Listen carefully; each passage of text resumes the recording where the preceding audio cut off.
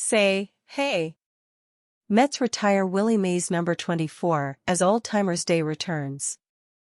New York. Willie Mays played only 2 seasons for the Mets, but his legacy in New York City was cemented decades earlier in Upper Manhattan at the Polo Grounds.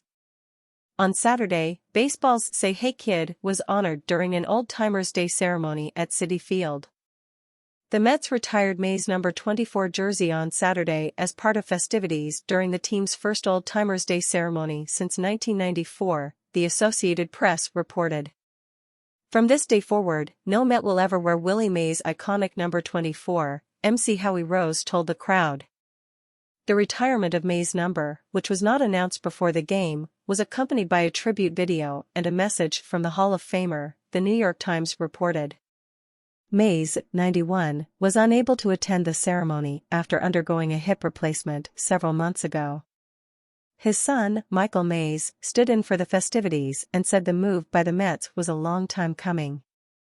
Mays only spent the 1972 and 1973 seasons with the Mets before retiring. But Joan Payson, a Mets co-founder, wanted Mays to finish his career in New York City. She promised the Mets would one day retire his number, the Times reported. Payson died in 1975. The team fulfilled her promise on Saturday.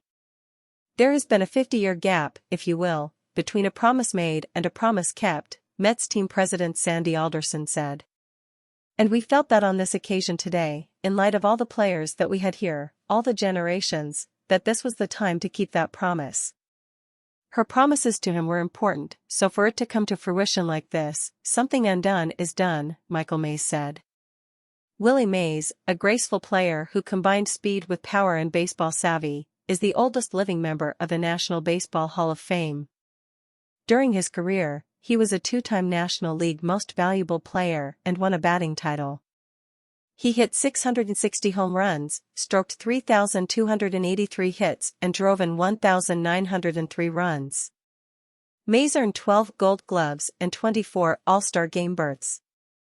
Mays was inducted into the Hall of Fame in 1979, appearing on 409 of the 432 ballots cast. Mays played 22 seasons in the major leagues, beginning in 1951 with the New York Giants. He followed the Giants west to San Francisco in 1958 and stayed with the team until 1972 when he was traded back to New York to play for the Mets.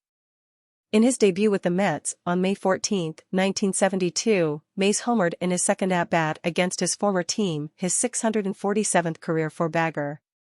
Mays hit his 660th and final home run with the franchise and delivered multiple RBI singles during the 1973 postseason, including one in Game 5 of the National League Championship Series and another in Game 2 of the World Series, MLB.com reported.